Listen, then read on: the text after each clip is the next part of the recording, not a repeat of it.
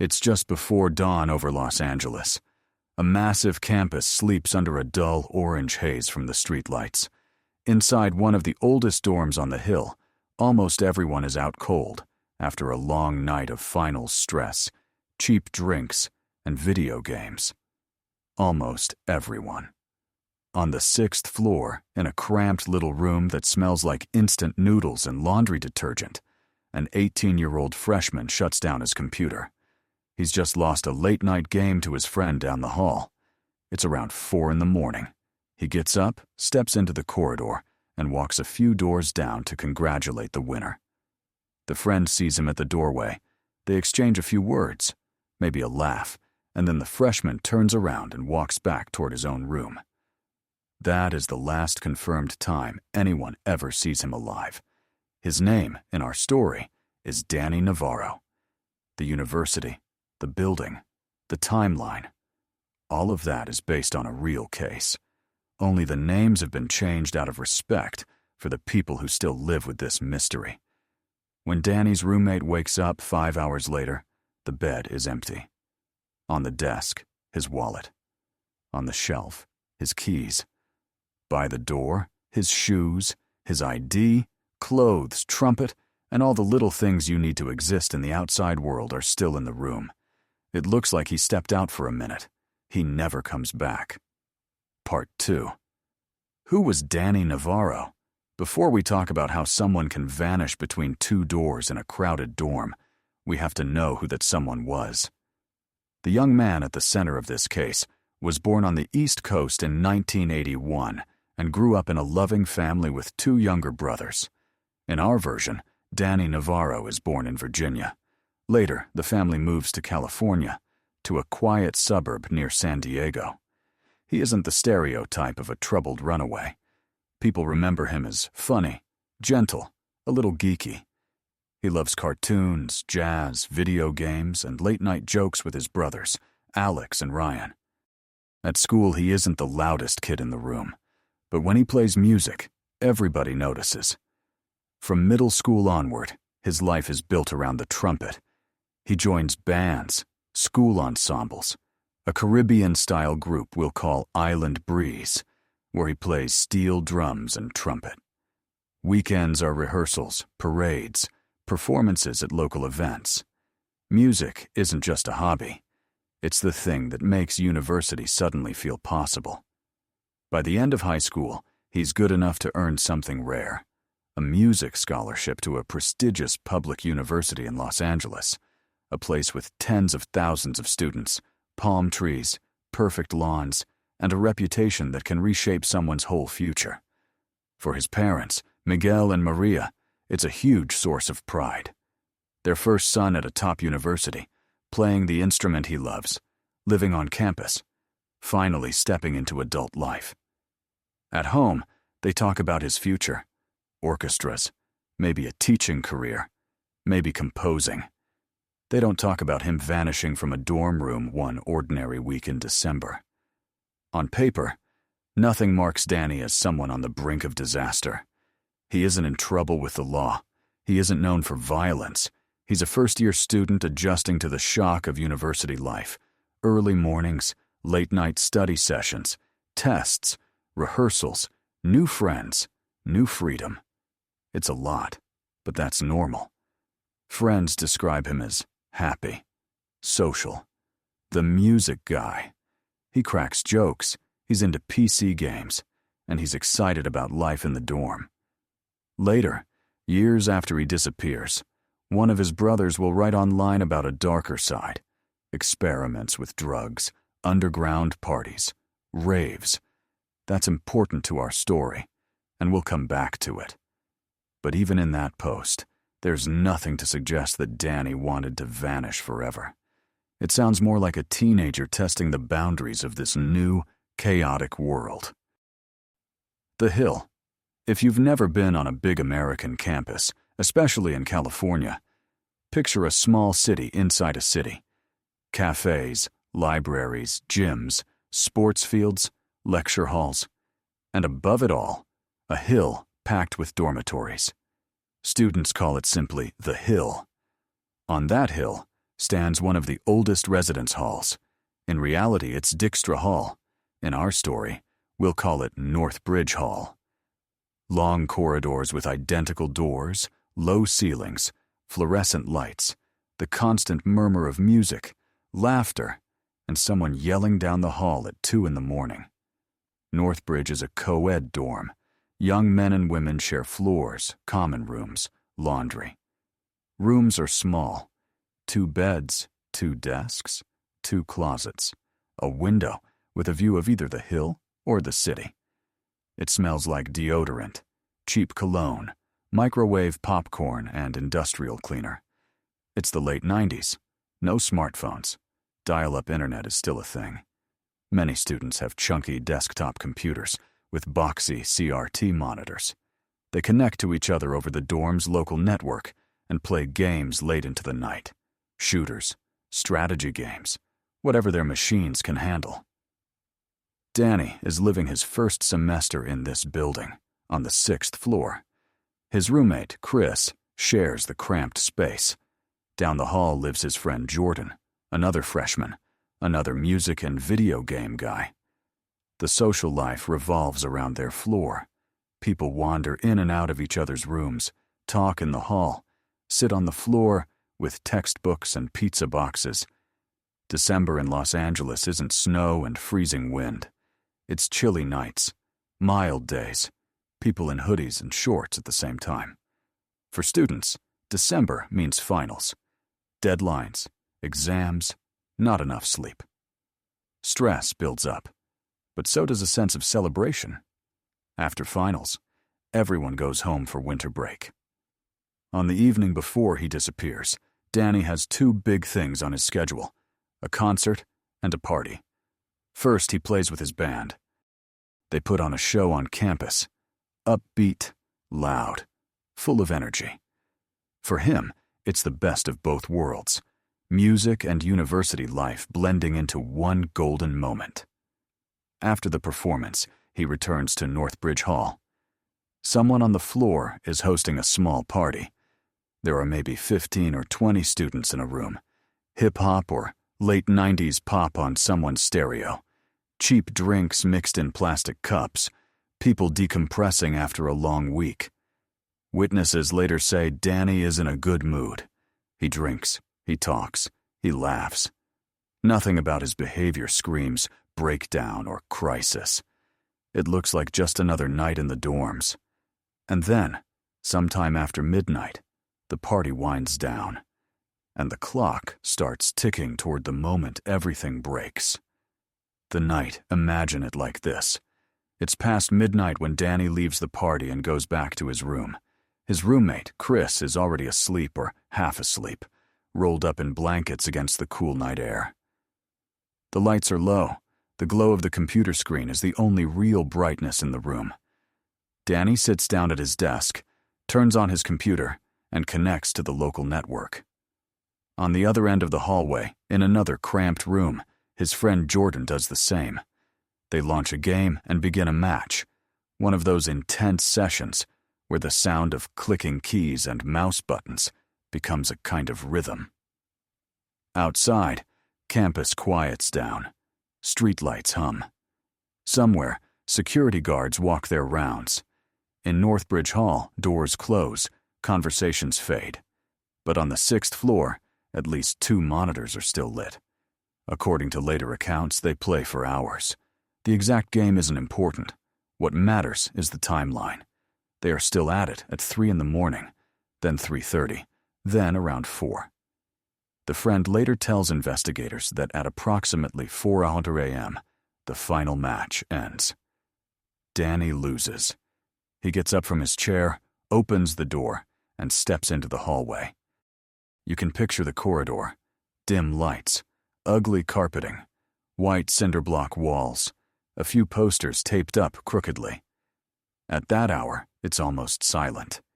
He walks the short distance to Jordan's room and knocks, or just steps in. They're both probably a little wired from caffeine and adrenaline. They talk briefly. The friend says Dany congratulates him on the win. No long conversation, no dramatic outburst. Nothing that hints at what's coming. Then Dany turns around to go back to his own room. The friend sees him heading down the hallway in the direction of that door. That, officially, is the last confirmed sighting of him. And here, the mystery begins. From about 4 a.m. to 9 a.m., the timeline goes dark. There are no clear witnesses who say, "I saw him leave the building," or "I saw him on the stairs," or "I heard something in the hall." The dorm is full of students, but they are sleeping, wearing headphones, in their own worlds. Nothing stands out enough for anyone to report it until later. Sometime in that 5-hour window, something happens. Maybe he lies down for a bit and then wakes up restless. Maybe he never makes it back into the room at all. Maybe he does, but then leaves again. We just don't know. What we do know is what Chris, the roommate, sees when he wakes up around 9 in the morning. He looks over at Dany's bed. Empty. Not slept in, or at least, not obviously disturbed. He looks around the room. Dany's wallet is there. His keys are there. His ID, his shoes, his clothes, his trumpet, his bag, all still in the room. No note, no sign of a struggle. The door is locked or closed like any other morning. It looks exactly like the room of someone who has stepped out to go to the bathroom, or to grab something from another floor, or to run a very quick errand. Only he doesn't come back in 10 minutes. Or in an hour. Or ever. In most missing person cases, the first hours are crucial. But they don't always look crucial from the inside. For Chris, 9 in the morning is still early. Finals, late nights, too little sleep.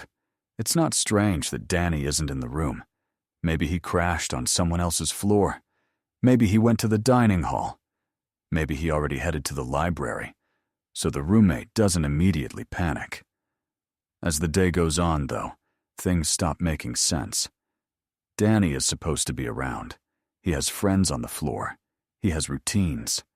People expect to see him at meals or on the way to class. By midday, no one has spotted him. His bed is still empty. His things are still untouched. Chris and others on the floor begin asking around. Have you seen him? Did he say he was going somewhere? They check with friends, with the resident assistant, with people who were at the party. No one has a clear answer. Eventually, the concern reaches the residential life staff and campus security. The situation escalates from, "He's probably somewhere," to, "We cannot find him." University police are notified. They go to the room, look around. Nothing is obviously wrong. The window isn't smashed. There's no overturned furniture, no blood, no sign of a fight. Everything about the small space says normal morning, except for the single missing person who should be standing in it. At first, the case is handled like many student disappearances, as a missing person who might have left voluntarily. Maybe he went off campus with friends. Maybe he took an impulsive trip. Maybe he's stressed about exams and needed to get away. That assumption will cost time, not necessarily because anyone is negligent, but because this is what usually happens, and usually people turn up.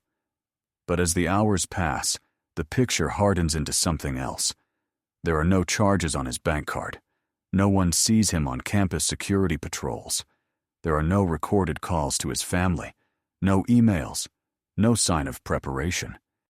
His mother, Maria, has an email from him, sent just hours before his disappearance. He writes that he's coming home for winter break on a specific date, that he's looking forward to it. It's normal, warm, and completely at odds with the idea of a planned escape. This is not a young man gearing up to vanish off the grid. By the time local police, and then the larger city police department fully engage, some of the most critical time has already passed. But they do engage. And once they do, the case is quickly reclassified in a much more troubling way. Part 6. The search. When you hear missing college student, you might picture a half-hearted search and a file gathering dust. In this case, it's not like that. Here, multiple agencies get involved: campus police, city police, and eventually federal investigators. Officers go room to room in Northbridge Hall, questioning students, looking for any trace of Dany. They check storage closets, common rooms, stairwells, the roof, and the basement. They bring in search dogs, bloodhounds trained to follow scent. The animals pick up a trail leading out of the dorm, across campus, and toward a bus stop at the intersection of two major roads, a little under a mile from the building. And then the trail just stops. That bus stop becomes one of the most debated points in the entire case. Did Dany really walk there in the pre-dawn hours?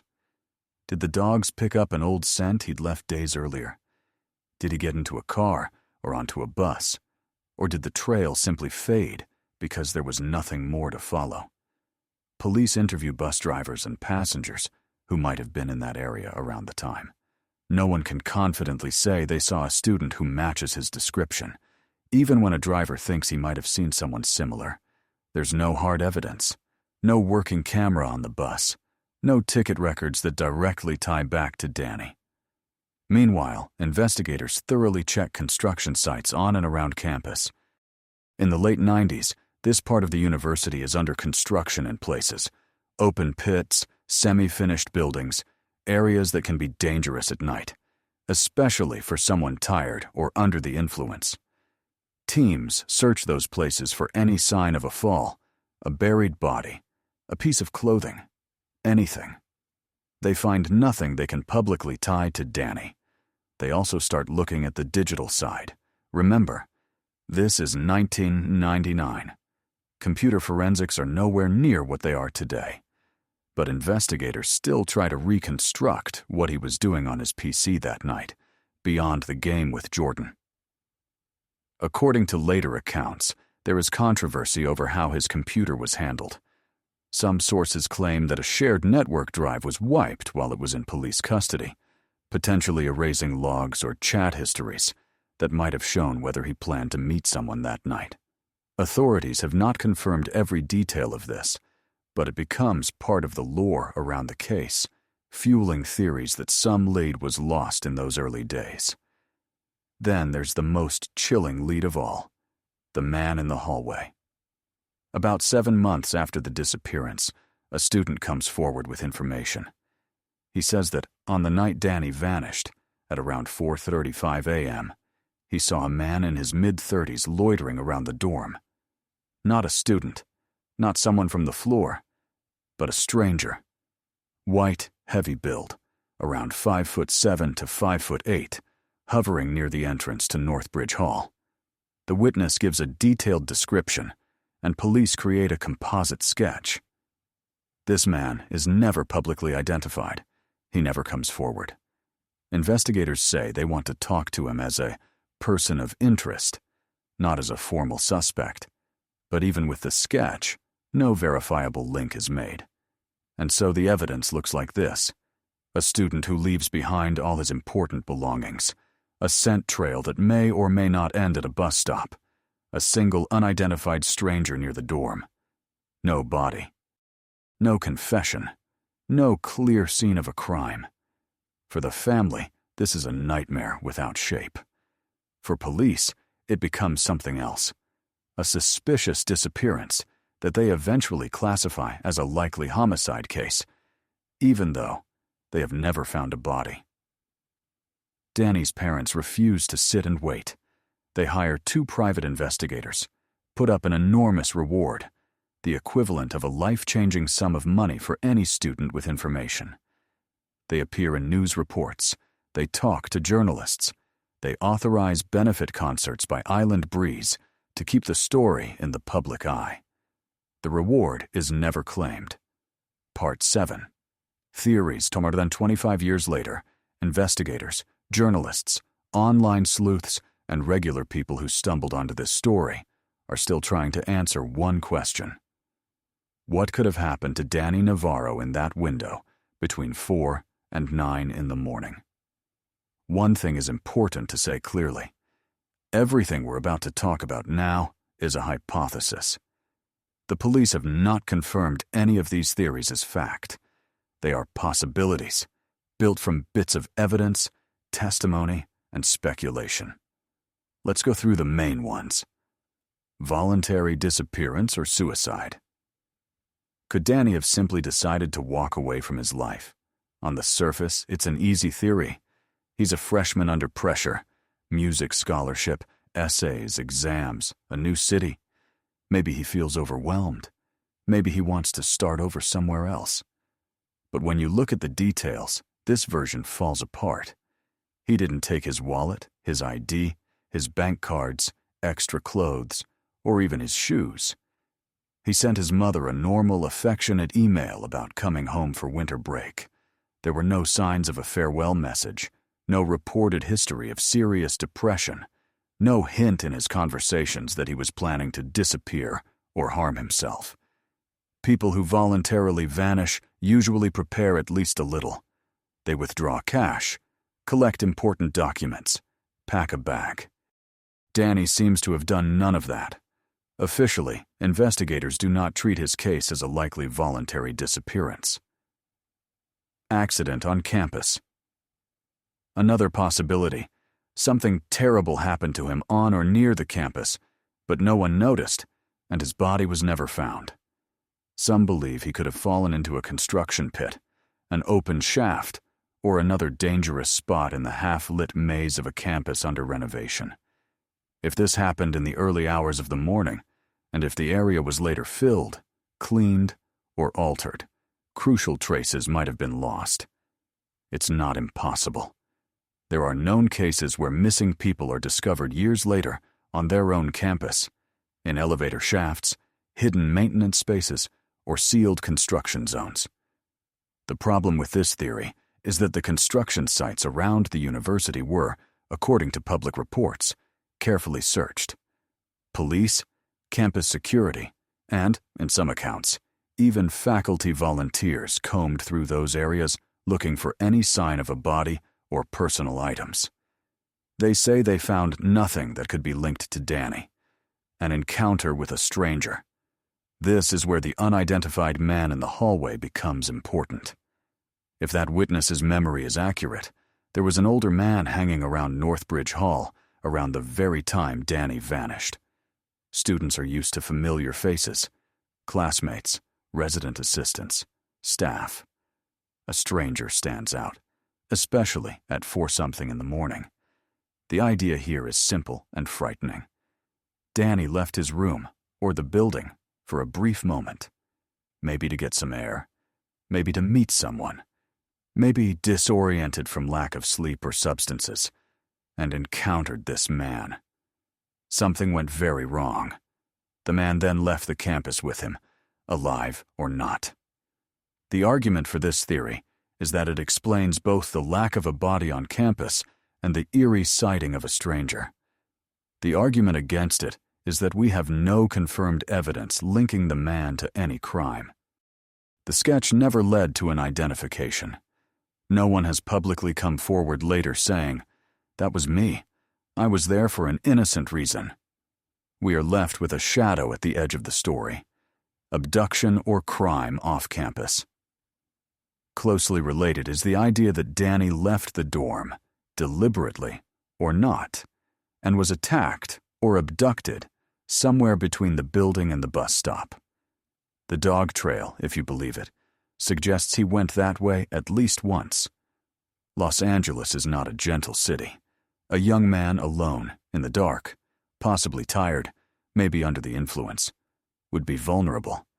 He could be tricked into a car, robbed, assaulted, or kidnapped. The big question here is, why would he leave? At 4 a.m, after a party and a long game, most people crash.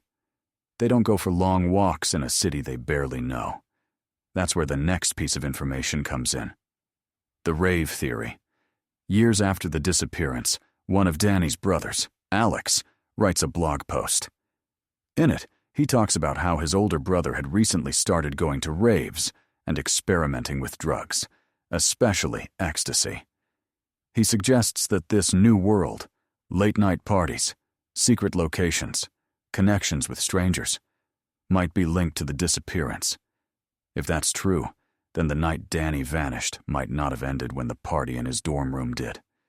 He could have arranged to meet someone off campus to buy drugs, to go to a party, or to get a ride. That might explain why he'd leave without shoes or a wallet, if he thought it was a quick, familiar errand, or if he was already under the influence and not thinking clearly.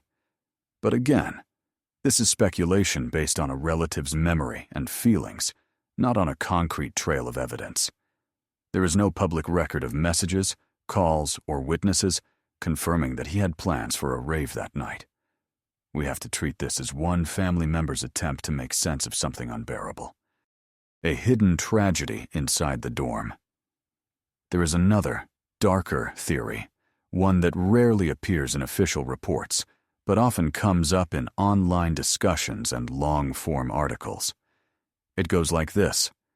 Something happened to Dany inside Northbridge Hall. A medical emergency, an overdose, a violent accident, or a fight that went too far. Maybe other students were present. Maybe they panicked. They feared legal consequences, expulsion, criminal charges.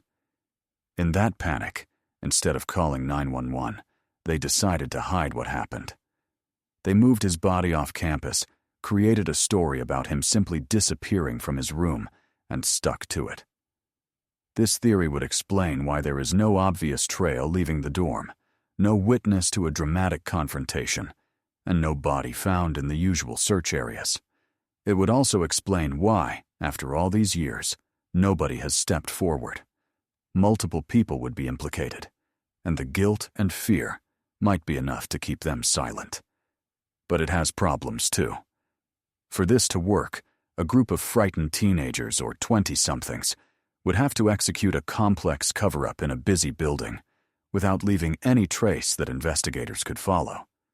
Over decades, in the age of social media, no clear confession, no anonymous tip breaking down the whole story has ever surfaced. That doesn't make the theory impossible, but it does keep it firmly in the realm of speculation. The possibility we can't see.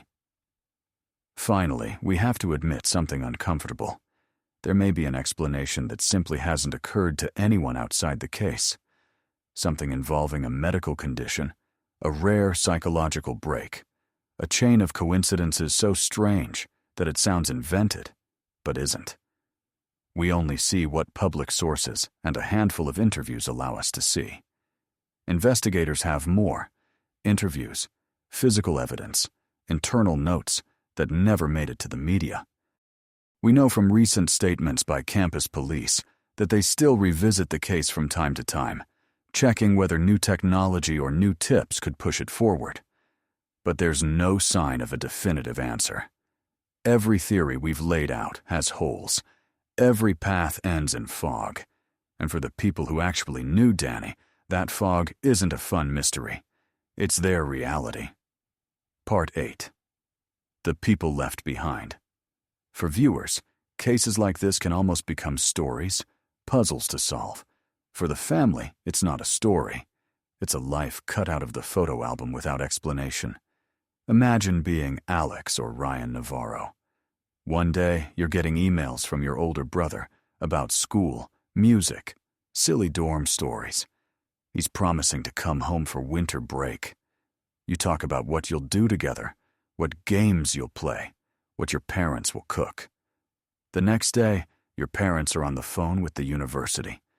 Your brother didn't show up anywhere. Nobody knows where he is. At first, there's shock and denial. Maybe it's a misunderstanding. Maybe he overslept. Maybe he mixed up dates.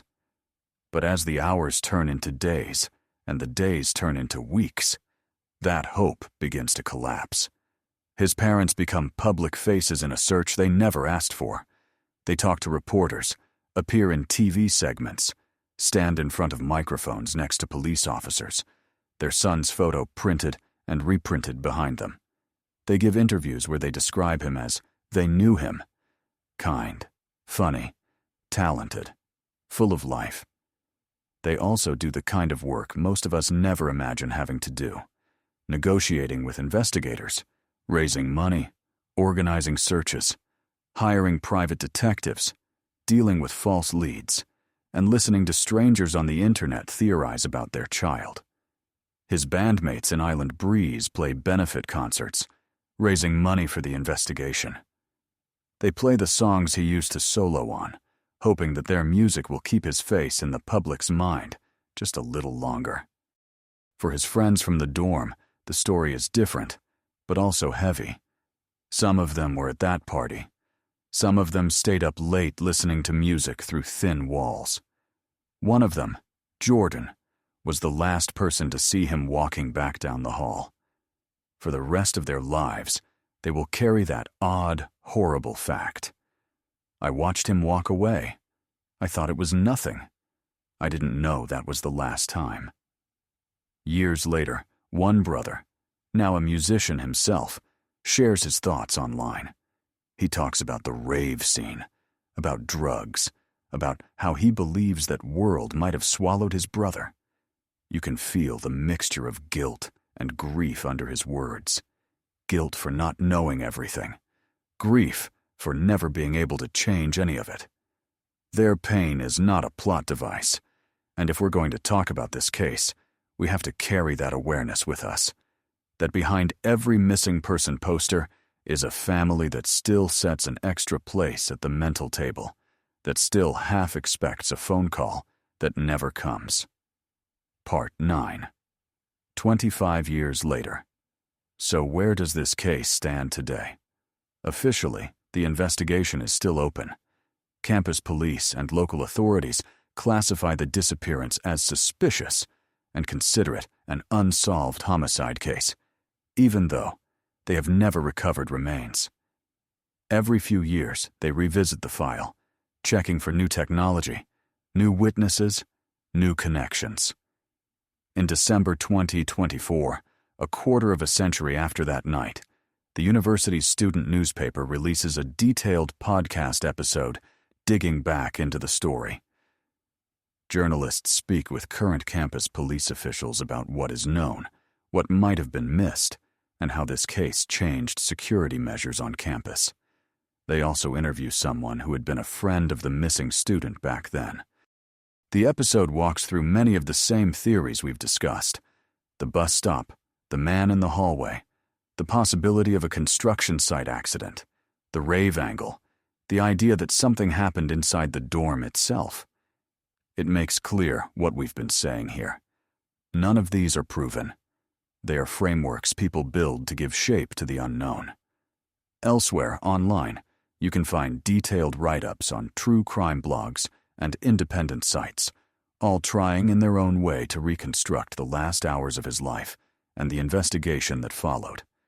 They compile timelines, analyze police statements, pull quotes from old news clippings, and host comment sections where readers argue over which theory makes the most sense. On Reddit, new posts about the case still appear. Someone summarizes the known facts for people who just discovered the story. The concert, the party, the gaming session, the empty room with the wallet and shoes left behind, the bus stop scent, the unknown man. They link to official missing person pages, to online archives of his high school photos. In the comments, people ask the same questions they've been asking for decades. The campus police department itself sometimes posts reminders on social media: the student's face, the date he vanished, the phone number to call with tips. The language is always similar. We're still searching. This case is still open. What you don't see, even after all this time, is a clear breakthrough. There is no DNA hit in a database, no recovered remains identified as his, no confession recorded in a jailhouse or therapist's office. The case remains what it has always been: a hole in the middle of a timeline, a missing link between a friendly goodnight gesture in a dorm hallway and an empty bed a few hours later. Part 10. Between Two Doors. At the beginning of this story, we framed what happened to Dany Navarro in one simple image: a teenager walking between two doors. One door, where his friend sits at a computer, victorious in a game. Another door, his own. leading back into a room filled with his things, his life, his future. Somewhere between those doors, or sometime soon after he stepped through his, that future slipped off the map. We like to think the world is made of straight lines. You go from home to school, from school to work, from one scene to the next. You can rewind and play it again. Camera on, camera off, scene change. This case destroys that illusion. Here, the line just stops. No eyewitness tells us, "I saw him turn left at the elevator." No camera catches him stepping into a car. No bank record shows him buying a ticket or a sandwich or a bus ride. He is in the frame of the story. And then he isn't. What do we actually know once we strip away all the speculation? We know that an 18-year-old music student, living on the 6th floor of a large dorm, spent the evening playing his trumpet at a concert, then socializing at a small party with other students. We know that, later that night, he played a networked computer game from his room with a friend on the same floor, that the game ended around 4 in the morning, and that he physically walked down the hall to congratulate his friend. We know that the friend watched him walk back toward his own room. We know that 5 hours later, the roommate woke up to find him gone, with all his personal belongings left behind. We know that search dogs may have followed his scent to a bus stop, that a man in his 30s was reportedly seen near the dorm that night, and that investigators, local and federal, combed the campus and surrounding areas without finding a trace. We know that the case is considered suspicious enough to be treated as a likely homicide, and that, despite all of this, no one has ever been charged. Everything beyond that is a maybe. Maybe he left the building and met with the wrong person at the wrong time. Maybe he stumbled into a deadly accident, on campus or off, and his body was never recovered. Maybe he died among people too scared to tell the truth. Maybe there is some entirely different path, one that doesn't fit neatly into any of these boxes. For his family, the worst part isn't just the loss, it's the not knowing. If you lose someone to illness or an accident, you at least have a narrative. You can tell yourself, here's what happened, here is where they are buried, here is a place I can visit. In a case like this, there is no such anchor. The mind loops endlessly through the same questions. Is he alive? Did he suffer? Could we have done something differently? That's why, even a quarter of a century later, his name still appears in podcasts, articles, Reddit threads, and police posts. It's not because people love mystery for its own sake, though many do. It's because unsolved disappearances like this feel wrong on a fundamental level. A person should not be able to walk down a lit hallway in a crowded building and simply cease to exist. For your channel, for Forgotten Vanishing, this story sits at the intersection of urban legend and documented fact. The factual skeleton, dates, places, actions, is solid, supported by police statements, newspaper reports, and official missing person files. The flesh on that skeleton, motives, private conversations, secret meetings, is made of guesses, some more reasonable than others, none fully proven. And maybe that's the most honest place to leave it. Not with a dramatic solution pulled out of thin air. Not with a villain assigned for the sake of narrative closure, but with the admission that, for now, this is a story without an ending. If anyone watching this video was a student at that university in December 1999, if you lived on that hill, if you walked those corridors, if you stood at that bus stop in the mornings, and if some memory stirs now that you've heard this, you can still contact the police department responsible for the case. They still take calls. They still log tips. They still hope that one small detail from someone's memory might finally break the stalemate. Until that happens, Dany Navarro, a young student, a musician who stepped out of his room just to say, "Good game" to a friend, remains between two doors. Between the past we know and the future we never got to see.